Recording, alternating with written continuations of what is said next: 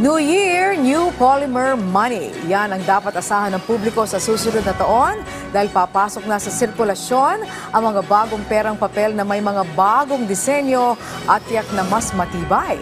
Kahapon ay pinangunahan ni Pangulong Ferdinand R. Marcos Jr. ang pagpapasilip nito sa publiko. Ating tingnan yan sa sentro ng balita ni Clazel Pardilla. Ang mga aginaldong tatanggapin ngayong Pasko, huwag magulat dahil iba na ang disenyo. Presenting ang bagong muka at kumpletong set ng pera. Isinapubliko na ng Bangko Sentral ng Pilipinas ang bagong Philippine Polymer Banknote Series. Mismo kay Pangulong Ferdinand R. Marcos Jr. iprenesenta ang mga bagong salapi. I am sure that this fresh set of bills will add more excitement to our kids when they come and ask for their aguinaldo. Ang mga bayaning nakaimprenta sa pera, pinalitan na. Laman ng bagong pera ang mga hayop at halamang matatagpuan sa Pilipinas. Sumasalamin sa mayamang biodiversity ng ating bansa. Ang 1,000 piso may agila at sampagitan na nakaimprenta. Tampok sa bagong 500 piso ang Visayan Spotted Deer. Bida sa 100 piso ang Palawan Peacock, habang nakalagay naman sa 50 piso ang Visayan Leopard Cat. Gawa sa polymer o plastic ang mga bagong salapi, gaya ng 1,000 piso na inilabas noong 2022. Mas matibay dahil hindi madaling mapunit o mabasa. Sinasabi ring magtatagal ito ng higit 7 taon.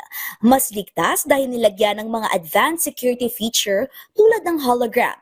Hindi madaling kapitan ng virus at eco-friendly dahil maaring i-recycle. The introduction of the first Philippine Polymer Banknote Series reflects the progress we are making as a Bagong Pilipinas, practical, innovative, and deeply meaningful. By upgrading our currency, we are making sure that every hard-earned peso stays safe, whether it is saved, whether it is spent, or whether it's invested. Sabi ni Pangulong Marcos na ayon ang paglalabas ng bagong salapi sa hakbang ng maraming bansa tulad ng Australia, Canada at Singapore na nag-i-issue ng mga bagong disenyo ng pera kada 10 taon para maiwasan ang pamimeke ng salapi. Today, the Philippines proudly joins their ranks, ensuring that our currency remains secure, durable, and sustainable. Limitado lamang ang bilang ng ilalabas sa bagong pera ngayong Disyembre sa Metro Manila.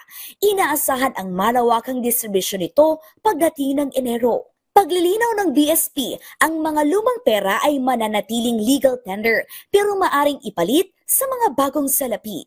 As long as recognizable pa rin ang banknote na to at meron kaming guidance dito, at least 2/3 of the banknote is still visible. Kailangan ng signature either of the governor or the President of the Philippines is still visible, ay maaari namin i-consider for redemption. Clazel Pardilla para sa bayan.